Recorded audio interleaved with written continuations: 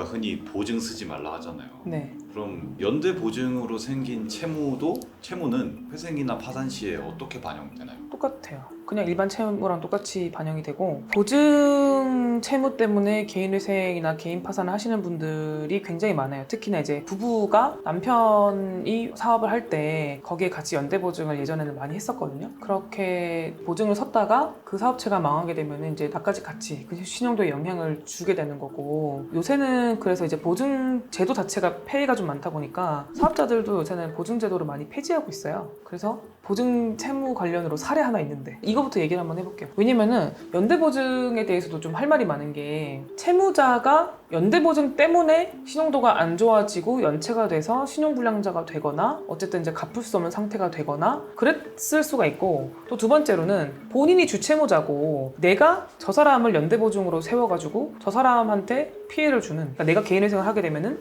나는 못 갚으니까 갚을 수 있는 만큼 갚고 정리하면 되는데 저 채무는 살아있는 게 되는 거잖아요. 그래서 그런 이제 두 가지 경우가 있는데, 전자의 경우 내가 보증을 잘못 서서 개인회생을 하게 되는 경우는 그냥 일반 채무랑 똑같기 때문에 특별히 드릴 수 있는 말씀이 없어요. 그냥 떠하는 채무 그대로 그냥 올려가지고 채무 발생 경위가 친구한테 또는 뭐 가족한테 빚보증을 서줬다가 이렇게 했다, 이렇게 정리하면 끝나는 문제고, 조건도 똑같아요. 재산 평가 받고 소득 평가 받고 해가지고 이제 끝내면 되는데, 보통 이제 이런 분들이 저한테 하시는 질문이 뭐냐면, 나는 돈을 쓴 적이 없으니까 이게 좀 가만히 되는 거 아니냐라는 얘기를 하시는데, 그렇진 않죠. 물론 이제 사행성 채무는 아니기 때문에 불이익은 없는데 내가 쓰지 않은 돈이라고 해서 그다지 이익이 또 있는 건 아니에요. 그러니까 다만 채무 발생 경위를 좀 소명하기 좀 수월하다는 거, 그런 이제 차이가 있고, 보증인이 있는 채무의 경우에는 그럼 어떻게 처리하냐? 보증인의 경우에는 내가 개인회생을 하게 되면, 예를 들어서 2억 원의 채무에 대해서 나는 주채무자이고 내 친구가 연대보증을 섰다라고 하면 나만 개인회생을 해가지고는 이게 해결이 안 되죠. 그래서 보통 보증인까지 같이 회생을 해야 되는 경우들이 있는데, 일단은 회생을 하든 회생을 하지 않든 이 보증인은 개인회생에서 채권자로 들어가요. 그러니까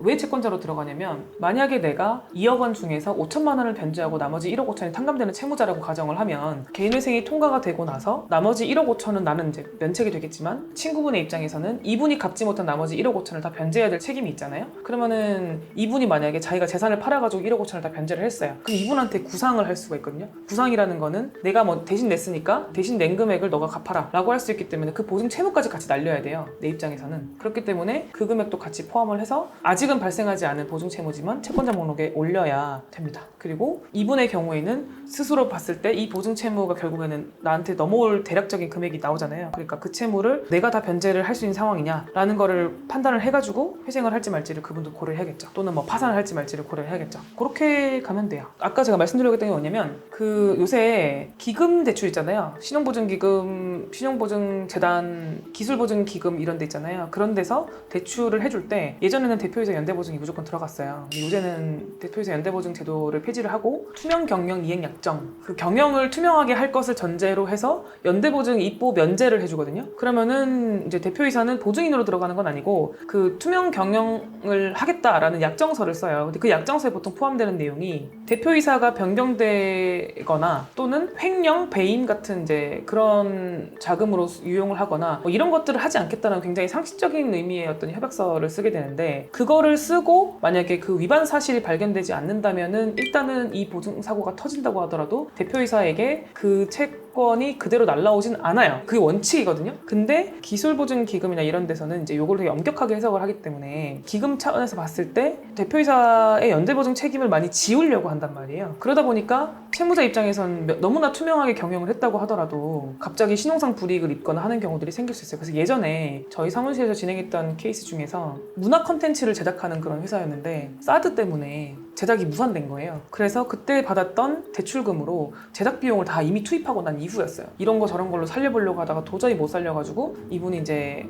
개인회생을 하게 됐는데, 왜 개인회생을 했냐면, 보증 책임을 당신이 져라 라고 처음에 하지 않았고 이분의 그 신용정보를 신용정보원에 등록을 해버린 거예요. 그러면은 이제 이분은 연체자랑 비슷한 효과를 받거든요. 그 연대보증 책임을 지워질 수도 있다라는 이유로 그런 관련 그 코드가 있어요. 그런 것들을 이제 올려가지고 이분이 카드 다 막히고 뭐 이렇게 된 거예요. 그래서 진짜 지독하다. 이런 제도를 만든 이유는 결국에는 보증제도가 굉장히 불합리한 부분이 있고 너무나 대표이사에게 어떤 사업이 망했다는 이유로 과도한 책임을 지우는 거는 좀 부당하다는 취지로 이런 제도를 만든 건데, 만들어 놓고 이렇게 채무자에게 굉장히 엄격하게 이런 잣대를 들이대면 재기의 가능성을 떨어뜨리는 방식이 되는 거잖아요. 그래서 그게 좀 불합리하다는 차원에서 이거는 꼭 이겼어야 되는 사건인 거고, 아무튼 그런 사건이 있었어요. 이거는 다음에 자세하게 다뤄드리도록 하겠습니다.